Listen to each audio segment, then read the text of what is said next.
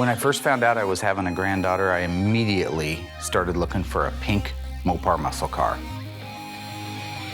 Oh, there it is. Look at that. It is. It's got pink. Pink all over the floors. Pink everywhere, yeah. It's a pink car. I've been looking forever. I can't believe it. That's awesome. There it is. You can look for a good Mopar, but try to find a good pink Mopar. Good luck with that. They're coming to get you, Barbara. Buried deep in the Pacific Northwest, one team in Springfield, Oregon, takes on the impossible, finding dead Mopar muscle and bringing it back from the grave. Award-winning master of Mopar, Mark Warman, his cousin Doug, his daughter Alyssa, his best friend Royal, his painter Will, and the rest of the GYC Ghouls are restoring, resurrecting, and recreating some of the fastest, fiercest, and rarest muscle cars on the planet. This is Graveyard Cars. So right now, Will is getting ready to paint a Moulin Rouge FM3 1970 Cuda 340 automatic car. This is the very first paint car we've ever painted. I'm pretty excited. We got a 1970 Cuda here, which is my favorite car, on top of the fact it is pink. Somebody back in the day painted the car white, but it was cool because there was still a lot of original pink in there that you could see, so when it came time to like color matching, stuff like that, you had a great reference for. So for me, it's really even more endearing because if you've been a fan of Graveyard Cars since the beginning, you'll remember episode 1, season 1 was called Emma's Car. That's because right after she was born, I went on the hunt for a real FM3 pink car, which yes, I do still have right now. And to find an FM3 pink car, a muscle car version, not just a satellite, not just a Barracuda, but a muscle car, a Super B here in Oregon, that was awesome. So I spent a little bit of time on the phone with the gentleman that had the car after I had located it, asked him some key questions to find out if it was truly an FM3 car, because I had been through a lot of phone calls with people where they would say, yes, it's a Panther Pink car. I don't mean now is it Panther Pink, did it start life as Panther Pink? I don't mean to waste your time, it's just, you said Panther Pink in the ad, I thought it was a Panther Pink car, so all it is has been painted pink, right? So after I deposed him, if you will, and found out that I believe this could truly be an FM3 car, and it's definitely pink, all over it. I got Darren, my nemesis. No, give me a gun. Give me a gun. And we hopped in the car and drove up to Salem to check it out. A friend of ours told us about that old Dodge out front. Is it something we could look at? Sure. I'm Mark. Laser Kalugan. What do you mean, Chuck? Laser? Laser Kalugan. Laser Kalugan. This is my buddy Darren. When it came to documenting this car and validating if it was a real pink car, the nice thing is, even though it had been painted orange, there was so many remnants of the original pink paint. Like on the floors, the drip rails, you could see where the paint underneath them, they had just masked off the drip rail molding, so everything was pink under there. The car had the original fender tag. This car is a real live Super B FM3 pink. So I knew in my heart of hearts that this was the perfect car for Emma. Where I'd be at is, I'd go to the bank right now and I'd get 10 grand cash and I'd own the car if you want to sell it for that. Well, can I think about it? But just real quick here, I know you gotta go, but just real quick, I'll show you something. I'm pulling out my trump card. Oh, wow. That's her. Yeah, she was born 3 weeks ago. Emma was so adorable as a baby. She is still now. She's 10 years old now. But she was so beautiful. There was no way, and I knew there was no way, that that guy was going to be able to say no or let me think about it or I'll get back with you. Not when you see that face, right? Trump card. It's called the Edge. It's called All's Fair in Love and War. All right, brother, thanks. Now, as everybody watches through this old footage, keep in mind that was over 10 years ago, a decade ago, all right? Back then, I had a lot more of everything. Had more weight, had more hair, had more energy. You know, I had less wrinkles. So, that's a plus. That's old footage, okay? Coming to trade because being fat, that was a long time ago, man.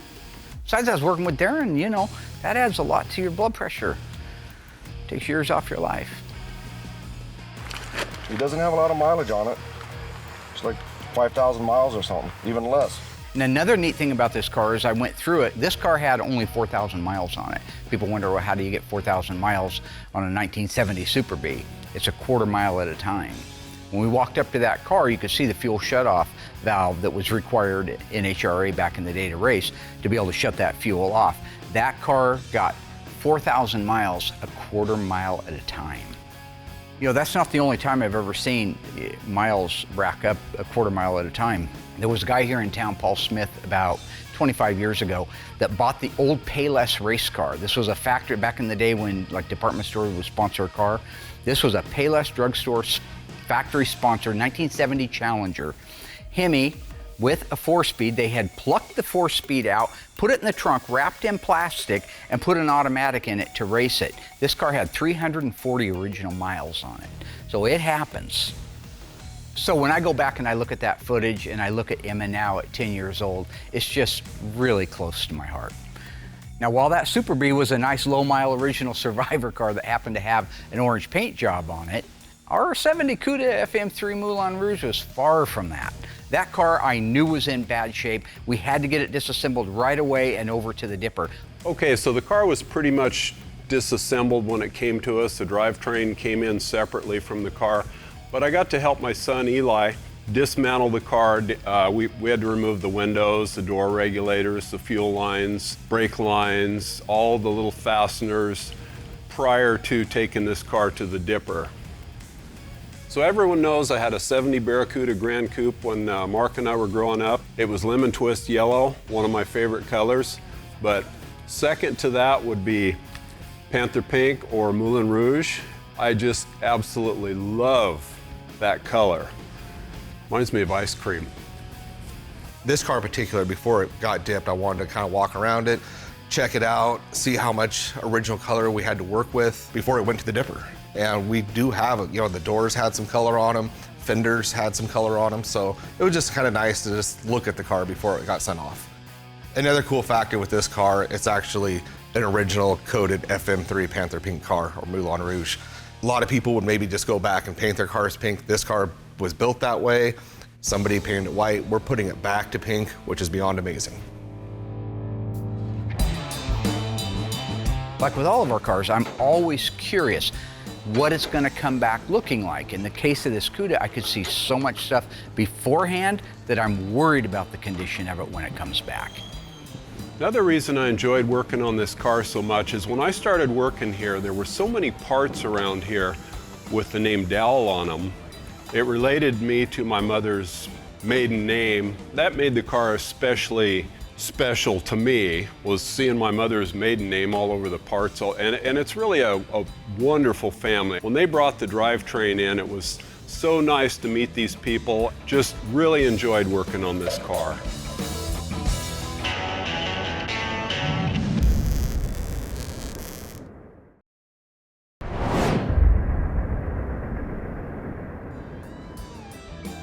When this car came back from the dipper, it was exactly what I thought, really bad shape.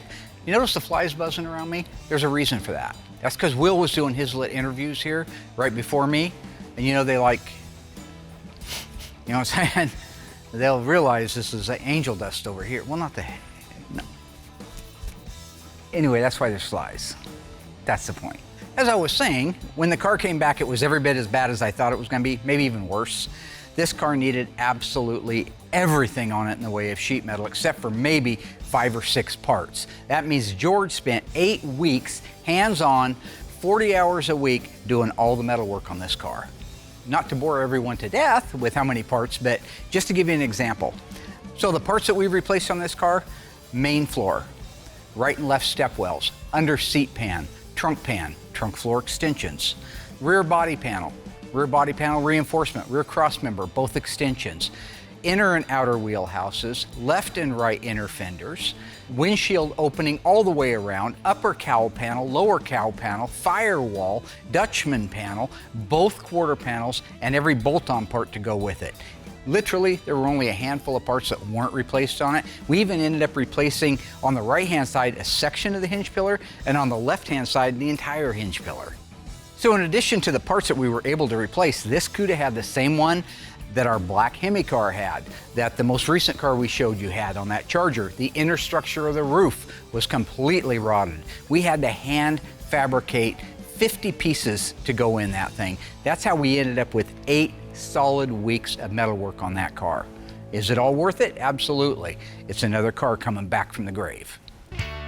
Once all the metalwork was complete, it was time for me to mix up a small amount, do a spray out, and see what we have for color, see if it's a good match.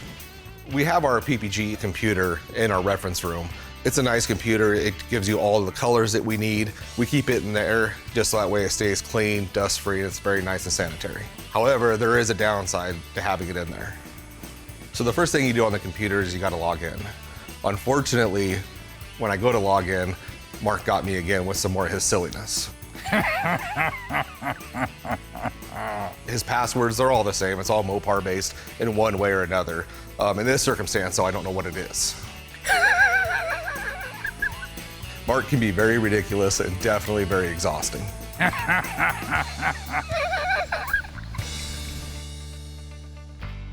So once the silliness is all over and behind us, I can actually go ahead, get the code in there and get the formula. So I can look up the formula, and the first thing I do is I go to code. I hit search and voila. It's interesting because Mitsubishi used this color in the 90s and it was a green. However, I'm looking for pink. So here we go. It's Panther Pink or Moulin Rouge. It's a 1970 only color. You know, it's a Chrysler color and the mixing code is DBC 2260. The prime means there's no alternate formulas. Some colors have a lot of different variants, selections to choose from. This particular color, there's only one. So I select that, hit enter, then it brings up the next menu. The next window is the toners itself, and this is the formula that makes up the color. I'm only doing a spray out, so I only need to mix up 16 ounces to see how it looks. Before I can mix the color, I just have to select the amount, and then I can mix it. I can select 1 ounce. The problem is when you make such a small amount, some toners don't even go in. So you actually need to make the 16 ounces. That way you're getting enough of each color and your color is gonna be more accurate at the end. It'll take approximately 3 gallons to paint the whole car. Once I have the amount already selected, I just print my label, go right back out to the mixing room and start mixing the paint. Before I start mixing colors, I get all the paint out that I'm going to use. In this circumstance, it's only 4 toners. First thing I do is zero out the scale and then start adding the first toner. So the first toners are 1679 red and it requires 215.5 grams. So the second color is also a red and it's 1692. We're going to use an accumulative formula, meaning the scale is going to count for us. So we take the 1692 to 398 grams. The next toner is 1684 white. And with the white, we take it to 495.3.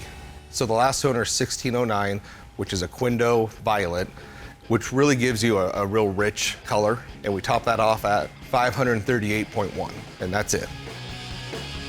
So this is the best part, is when you get all your toners in, you start stirring it up and you actually watch the color change to what it's supposed to be. Then at that point, we can just reduce it and we're ready to spray it out. This car had a lot of metal replaced on it. You know, we do our normal jam work when the car's apart. That way you can get reach to those areas. But we had to replace almost everything. When those quarters are off, it's nice to do the sound deadener. You have a nice, beautiful surface to work on. You apply that just like the way factory did. You have to let that sit overnight, because if you paint it too soon, it'll actually re-soften it and make a mess. You let that sit overnight, and then I go in, I put my base coat on, clear coat. A little bit longer of a process because it wasn't available in single stage, but the overall quality of work is 10 times better. Mark likes to overpaint with everything, and that's okay. When it comes to epoxies, sealers, all that stuff, we do it. But at this point, I can just have Noah take over. When you're jamming these cars, there's a lot to it. You just don't go in there and blow color in there. You gotta prep it. That means all those hard to reach spots have to be sanded, cleaned, actually ready for paint. All these areas have to be scuffed for adhesion. If you don't do that, your paint's not gonna stick. Once we got the panels all prepped, we get the color shooken up and then we're ready to go. Okay, so I found out that this color was only available in 1970. And this was the first one that we did here in this Moulin Rouge color. It just made it so much more enjoyable to see this color so bright that we'd never seen before. Mark says the only reason that I love this color so much was because it was related to the Pink Panther movies. Well, yes. I mean, I did love the movies, but it also reminds me of ice cream.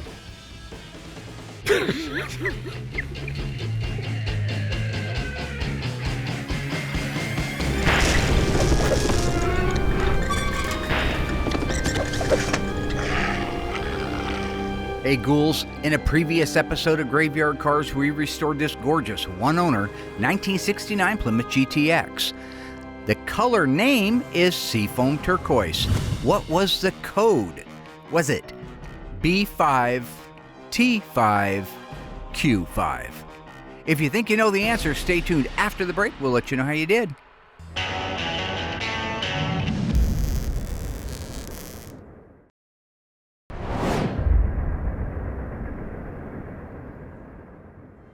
All right, folks, how did you do on that one? If you were a Graveyard Cars fan, you probably saw that episode. What sales code did they call the Seafoam Turquoise? If you said T5, you're absolutely wrong. We have done some T5 cars, but that car is Q5. B5 represents Blue Fire Metallic.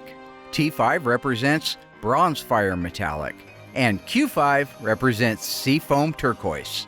One of the most beautiful and rare colors to go on any Mopar ever. With the paintwork ready to go on our 1970 Cuda, I'm going to stop because I get to do stuff like that because I'm Mark Warman for Graveyard Cars Season 15. I don't have to have a segue. I just do what I want to do, right? Everybody here loves the paint cars. We just don't see very many of them. Recently, I had one literally fall into my lap. Gentleman that I sold one of my cars to happened to have bought this little Challenger FM3 pink car, and because he bought one of my cars that was already done, he said he didn't need that one. Would I like to buy it? And I said, hell yes. So I'm going to grab Will and just walk around that car real quick with you, show you some of the things. I know he likes that color. I like that color. Dougie loves that color. Everybody does. But this car is an A66 70 Challenger 4-speed air conditioning FM3. So is it one of one? You tell me. So you'll notice that the pink all over the engine compartment is protruding through the black. Yeah. All right. You have a tattoo, don't you? A pink tattoo? Yeah. That's pretty cool. Why isn't it pink? Because I have dark skin, so this doesn't like show up bright pink. Racist? I'd like you to decode the fender, not decode it, because I know you can't do that, but just help me out here. A few things that are very, very neat and unique about this car. On that fender tag, is there an H, Hotel 51, H51? Obviously. Obviously. And what would that represent? See, you're doing it again. I'm just asking. You know, I don't know this. Okay, air conditioning. So just say air conditioning. That's a very just rare say air option. conditioning. Okay. And with so it's got the H51, which is the air conditioning for people at home. Thank But you don't want to do it that way. You want to just kind of beat me down about it. I'm sorry, you're right. And that was the wrong approach. And to your mother, God rest her soul. She's still alive. She better be alive by the time airs. You're going to feel really bad. Alive. She's alive. I was just saying sorry. You need to grow up, camera boy. All right. If you got H51, there should be a 26 on that tag up at the top. A 26? Yep. See a 26 somewhere? Maybe towards the end at the very, very top? Okay. That means it gets a 26-inch radiator. Max cooling. You also got max cooling if you didn't have air conditioning and had a 340.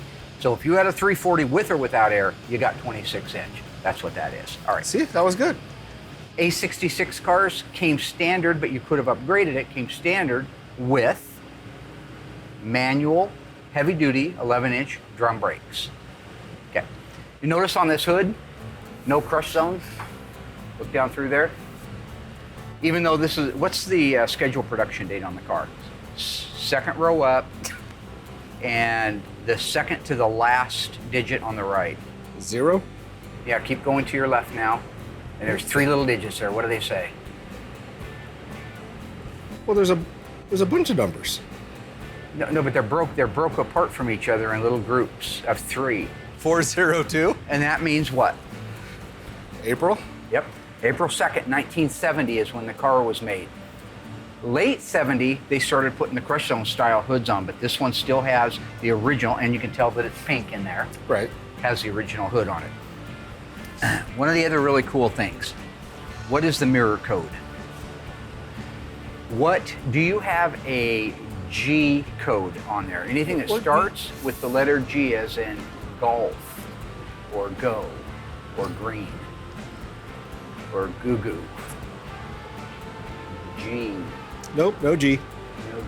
No They G. dropped the mirror code on this car. So they must have added them to them. No, they all got a mirror code. Unless it was a standard property mirror, then it wouldn't get one. So right? not all. got a Okay. mirror there. There's not a G36 or anything there somewhere? Maybe the left-hand side, third row up or so? Maybe a G36, Golf 36? It's pretty beat up, but I could see the makings of a G36. Okay. That is our left hand and right hand outside racing mirrors painted. What better car would you want painted mirrors on? Right. I love it. Absolutely. Let's walk around this beast. Let's do a quick rock around. I know you're pretty interested in this stuff. Not really. No, I would be interested if you actually cared. Okay, but what you have to do See, is... right now, your cameras are rolling, so it's just your routine. I see. But I've been with you for 25 years, and not one time in 25 years you went, oh, actually try to understand this, Will. But you know that is my teaching style, is through comedy. It's not funny. It's funny to millions of people at home. Millions of people don't watch. Millions of people do watch, No, sir. that's your Facebook. Yeah. No, millions of people watch at home, believe me. All right, we I'll look at the air in 36 countries, even though there isn't 36 countries. Have you noticed the pink? Yes, I have. What do you think's going on here? They just didn't prep the car good enough when they did it. Didn't scuff it. Right. Because you don't even see any scuff Nothing, marks in it. not at all. They just sprayed right over the top of it. Huh. Have you ever had anything delaminate from not No. scuffing it? Not at all. If I was in the paint booth with you right now, and you were getting ready to paint this car, and I saw a little area right You here, wouldn't. what would I call it? Come on. Tiny. That's ridiculous. Tinies. There's your dual outside mirrors. Yeah. Code. 66? Something like this. Close. A66 is the 340. We just talked about this one like 3 seconds. Yeah, I know, but this isn't real. No, but This isn't real. No, it really is a G36 Well, no, car. I believe. This really is a G36 car. No, what you're doing is not real. No, what I'm trying to do is teach you something through comedy. Go to the ear with a point and the heart with a story. Professor Morris Massey, 1981. Okay, you see? This is what my life's all about. I agree. Okay, so you're saying everything in my life is just fictitious. What does that X represent? That it gets a vinyl top. That it gets a vinyl top, that's right. I know. But why would they need to put an X on there? What does that tell the assembly line workers besides it gets a vinyl top? That it probably gets the moldings. Yes, the moldings have to be drilled out. That's right. That's right. Straight, solid, clean car. You see all that? Real nice. Bottoms of the quarters aren't rusted. It is a nice car. It's a very, very nice car. This is going to be a good one. So you see the holes for the spoiler? Yeah. This is not a spoiler car. So Okay. you did not see a J78? I'm sorry. It's not a J81 car, okay? It's not a rear spoiler wing Well, then why type. did you say 78? Because I wanted to see if you were going to say, yeah, it wasn't there. I'm just playing with you. So it didn't work? Did you see an M21 on the car? Not answer. Did you see an M21 on the fender tag? No, I didn't look over the whole fender tag. Okay, that is drip rail moldings. So it is an M21. 21, like blackjack. What was it? He loves it. No, I don't. Remember that? No, I don't. Wesley Snipes, passenger 57, is when he's on the phone in the little back in that area of the plane, and he's calling the bad guy on the phone, and it's kind of a semi-close up. They call it a semi-close on him, and he says, "You ever play roulette?" And you don't hear the other guy, but the other guy says, "Yeah." Right. And then Wesley Snipes says, right before he says it, the camera pushes in, "You ever play roulette? Always bet on black." Hangs up the phone, then they cut back to the other guy and he's mad. Yeah, I think that's racist. This is racist? Yeah. M21's racist? Well, you made it that way. Okay, let's take a look down this side of the car. Okay, so over here you see we do not have the flip-top gas cap. And do you know why that is? No, I don't, but that's actually kind of surprising. Well, it isn't because... See? Challenger... That's all you have to Challenger do is just... Challenger RTs do not get a flip-top gas cap standard. It's optional. Most of the cars we do have them. Yeah, a lot of them do because people add them. So But we don't add things at graveyard cars. We're not sellouts. I don't know what the face is about. You're Mr. Sellout. You and the owner of this car sold out. I have an MD from Harvard. No? I am board certified in cardiothoracic medicine and trauma surgery. No, you're not. I have been awarded citations from 7 different medical boards in New England, and I am never, ever sick at sea. So I ask you, when somebody goes into that chapel and they fall on their knees and they pray to God that their wife doesn't miscarry, or that their daughter doesn't bleed to death, or that their mother doesn't suffer acute neurotrauma from post-operative shock, who do you think they're praying to? Now you go ahead and read your Bible, Dennis, and you go to your church, and with any luck, you'll win the annual raffle.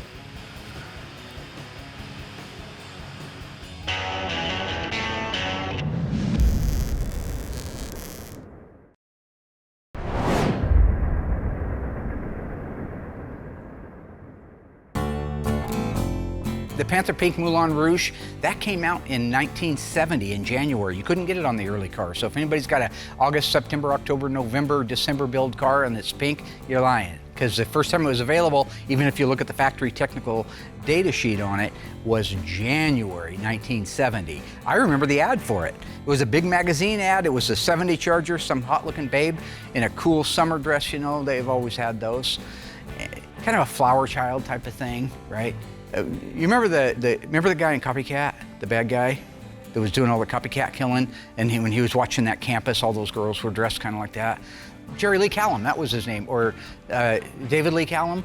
Anyway, he told Sigourney Weaver to send him a pair of her squirrel covers, her panties, and then he had a lisp when he said panties. It was very creepy. What are we doing again? I'm sure Will do a fantastic job on this car, as he should. I trained him, number 1. Number 2 is he has the best everything. I've given him everything. He's got the best paint booth, the best materials, the best paint gun, the best environment, the best circumstances. Time is of no essence at all. He can take forever to do one of these, as he's proven many times. I had nothing when I started my shop. 1985, I was shooting cars outside. I don't tell the fire marshal. Nitrocellulose lacquer, an old siphon gun, one of those $5 Astro guns. I mean, that's ridiculous. And you made it work. You spent days doing the cut and buff on it later, but when it was done, it came out fine. He's got the best of everything. I expect it to come out perfect. Mark and his silliness inspecting these cars, there's nothing to inspect. I've been doing it a long time. He just likes to be on camera. He tries everything he can to get a joke, and it's just routine. Every single car he does this, but I know it needs to happen, and I have no problems executing it. My job is to make sure he does his job. So yeah, I go in there and I make sure he's doing it right. It's not some desperate plea for attention. When you're doing a base coat with PPG, it has to be reduced, obviously, to get it to spray, and that's 1-to-1. Painting a car is like washing a car. I always start with the top and then work my way down. You know, I don't want to be a micromanager here, and I don't want to pick on his style. Everybody has their own unique style, but his is absolute insanity. He's standing next to a fender. The name of the game is have that arm all the way over to here. Reach that fender. He's walking up and down it, back and forth, back and forth. You gotta be a hawk. You gotta be an eagle with a big wingspan. I'm not a bird. When I wanna go somewhere I have feet, I walk. And you get to the door, you take 2 steps to the right, you get to the door, nice long extension. Breathe through the nose, breathe through the nose. If you need to pass it off to your other hand, you should. You're ambidextrous. Come all the way over to here. If your rotator cuff's a little blown up, grab it from there and go on.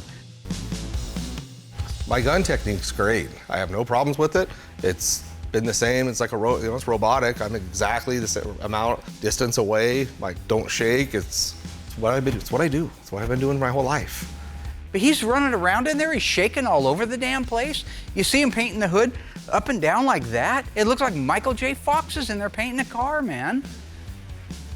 I guess in the end, if it comes out good, but you know, that's why he needs to borrow a couple more branches from the ice tray. When I'm in there, I'm ice cold. I lay that thing out, 45-degree panel adjacent, 50% overlap. Everything, the air pressure, the ambient temperature is perfecto. That is why, pass off to the left hand, they call me the ice tray. He's in there, he's like melted ice, just flowing everywhere. Paint running all over the place, shaking up and down. Looks like he's been doing nothing but cocaine and espresso beans for 4 days straight and hasn't slept. You know, be cool, man. Be cool. That's Matt Foley. You want to see crappy technique? Watch Mark paint a car. He can't paint a car. His little wrist won't hold it anymore. I'm ready to start clearing. I use the 2002 clear. It's thick, high solids, great PPG product. So temperature's everything on these cars. And these camera guys know if it's 100 degrees, it's gonna be a 100-degree day, we gotta get in early and paint, because what'll happen is that paint's drying quicker than what you need it. These guys will come in at like 4 in the morning with me, you know, on hot days. So you like to be at 65 to 70, maybe even 80 degrees is kind of the sweet spot for that paint to dry. I like to be able to put a nice, even, beautiful first coat on, give it 20 minutes, give or take, and then go apply my second coat, wait 20 minutes, and then I'll apply my third. See, more of that crazy stuff, right? You see it? He's all over the place. It's like watching a tennis match. Back and forth, he's jumping over the net. Just plant your feet, spread your wings, become ice cold, man. That jumping all over the place, that would be exhausting for me. He must feel like he ran a damn marathon. I haven't seen Forrest Gump didn't walk and run that much. Pete, don't indulge him. You know so well my technique is good. You know what I do is great. Don't humor Mark with this. You're wasting my time. So despite all Mark's silliness, all that's behind us. He just likes to, get that camera time. The car is done. It looks amazing, and I couldn't be happier with it. He's sick. That's his problem. The car's perfect, and that's my problem. We cut and buff all of our cars. It takes little imperfections that everybody gets. A dirt nib, we really don't get any runs, but dirt, orange peel, it makes the car flat, it makes it look just like $1 million. We'll start with 800 grit on a longboard, block the whole entire car, all that clear flat again. And then at that point, he'll grab his DA, take out the 800 with 1200, then he'll use 2000 to get out the 1200, then he'll use 3000 to get out the 2000. Then at that point, it's like a sheet of glass and it buffs in seconds.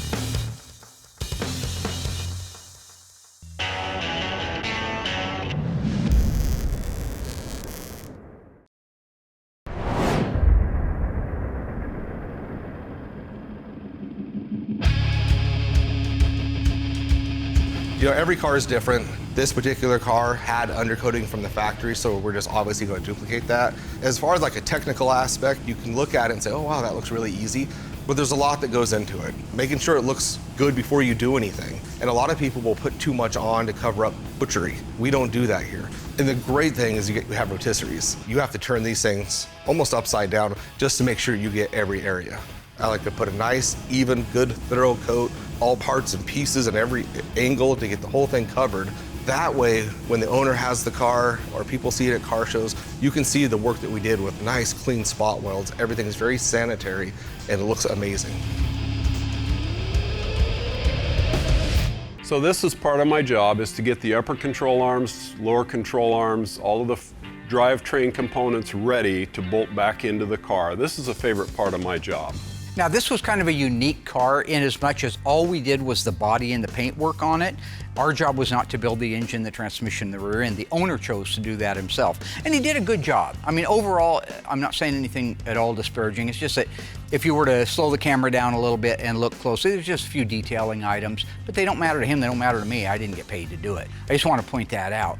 Our job was to install that drivetrain once the body and paint was done, so he'd have an easy, safe way to get the car transported home.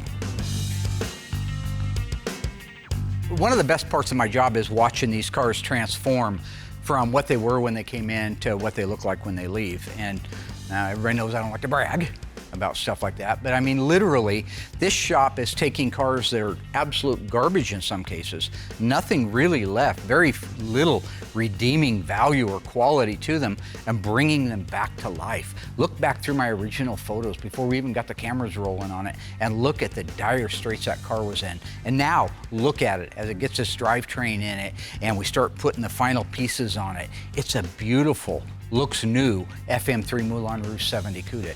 So yeah, I think I've earned the name Ice Tray. I don't think I just self-dubbed, I think I've earned it. I don't even know what it means, except that Eddie Murphy played a character named Ice Tray in Showtime.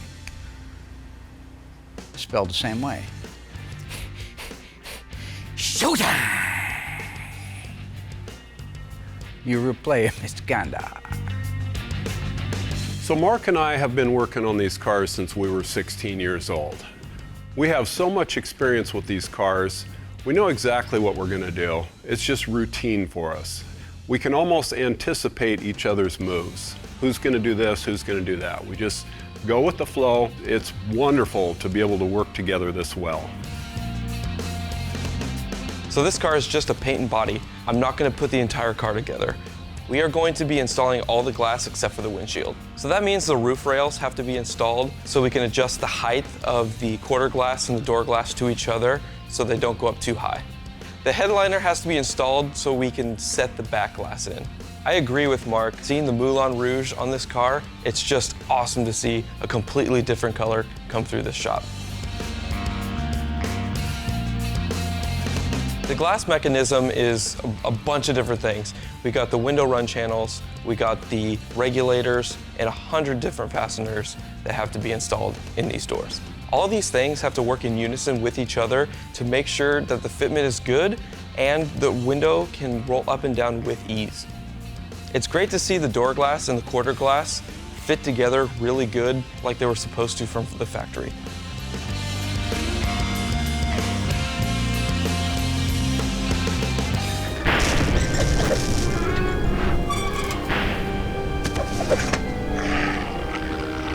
In 2016, we unveiled this beautiful FJ6 71 Cuda tribute car at the SEMA show in Las Vegas.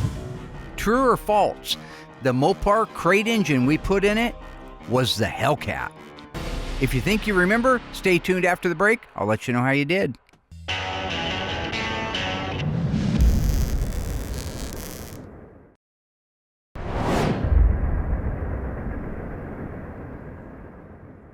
All right, folks, welcome back. How'd we do on that one? Isn't that a beautiful car? Look at that thing.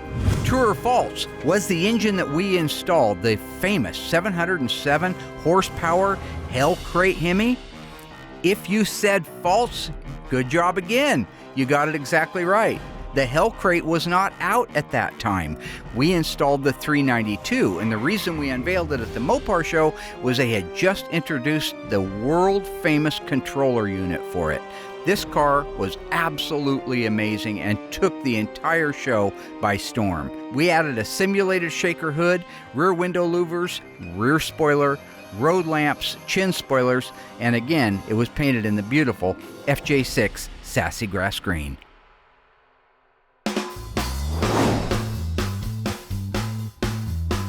So I'm getting ready to put the hockey stick stripe on the Moulin Rouge 70 Cuda. I only have one set of these decals and only one day to get this done because this car leaves tomorrow. One of the last things we do on these cars after the assembly is the graphic installation. So as everybody knows, we get our stuff from Phoenix Graphics. They're fresh cuts for us. We always insist on that so that they go on. They're not old, they're not brittle, they're not dried out. They'll fit the way that they're supposed to fit. A lot of people talk about NOS decals. Well, NOS decals are great to brag about, but not to put on a car. A nice fresh one, that's the one you want to put on the car. Now in the old days, I used to have to do all of the graphics. I tried desperately hard to teach Alyssa and Will take the baton and run to the finish line, but they didn't. They dropped the baton. There was no finish line for them. But now I got Justin, so I handed off the hockey stick graphic to him, and I know he'll do a great job. So the process of putting the decal is no different on this car than any other car that we do. It's getting the hockey stick stripe. You got the application gel, you got the tack cloth, you got the backing paper, and you got the squeegee. So before I put the decal on, I clean the surface really good with a cleaner, and then I run a tack cloth over it. After you do the tack cloth, you know there is the application gel, or there's another trick that you can do where you do some dish soap and then you mix it with some water. And then you can put that in a spray ball and you spray that on, which is really great. So we make sure we got the measurements right and everything's lined up good. And then you set that decal on there and you just kind of set it right in place. And then you use your squeegee, work from the inside and work your way to the outside of the decals. And then you can come back about an hour later, I give it, and then you can peel it right off. So wherever you set your first decal, wherever it is in space on that quarter, you have to make sure the other side matches that side, so everything is in space and where it needs to be. Man, it just starts to pop, doesn't it? Wow. It's Get a 340 on there. And then this side is done.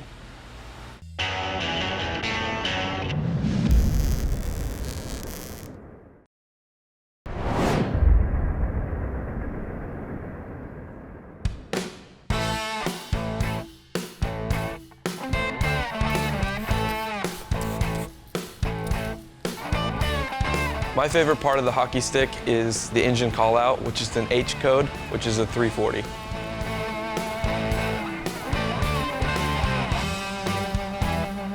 The only color that you could get in the hockey stick stripe was glossy black. So if you see anybody else out there with a white decal, red decal, that's actually completely aftermarket, and somebody customized that and got that put on their car. I just finished putting the hockey stick stripes on the 1970 Cuda. It went smooth. It had to go smooth because we only had one set and the customer will be here tomorrow. Hopefully when Mark gets back, he can check it out, sign it off, and it's ready for the customer. That little decal, that little V6X black hockey stick stripe just sets off the car on a 70 Cuda. If it wasn't a haphazard design, it flows with the quarter panel and follows the style line into the door. It really punches the sexiness of the quarter panels in the door and the style lines on a 70 Cuda. This car was very rewarding. Not only was it like my dream car, almost exactly, the car came out great. From the metal department, the body guys, the cut and buff guys, everyone did a great job. I love the pink. It's just, you don't see it. And the fact that's what Mopar did in the 70s is absolutely insane. What guy wants a pink muscle car? So the rarity of it on top of what car it is, by far my favorite, and I was excited to be able to do it. Some reveals, you know, we do big shows. Some people just don't want it. They just want their car back. Some folks can't wait to get in here and look at it and maybe be part of the filming. These folks weren't necessarily that way. They were more behind the scenes people. In this circumstance, we didn't do a big reveal. But when you do a car that's body and paint only, that's all you have to look at. And he couldn't be happier, which makes me super happy. And it's another car out of here. At the end of the day, we get to work on the greatest cars ever made, and we have an amazing team working here. And making someone's dream come true is just the icing on the cake, and I'm just blessed to be a part of this. So the folks that own this car are going to be so thrilled with this car when they take it home. I know they're going to love this forever. I know I would. He brought his daughter down, who is actually getting the car. It's going to be her car, so good job for her. She's very excited. It really is a wonderful reward to see that trailer going down the road and knowing that we brought another dead car back to life, and in a fantastic way. And that's why I do what I do. For the love of the car, the love of the owners, and to see those cars come back to life. And cash. You know, I mean, I don't go to Safeway and pull up a great big grocery cart full of emotions and say, will that cover it? Because you're going out of there in handcuffs and then you got to go to jail. You know, no, cash, Bunsen burners, nice little earners, ka-ching. So, now I'm just doing that for you guys to be funny, so don't, make sure the editors know not to leave that in there, because just leave it on how sentimental I am. People love that.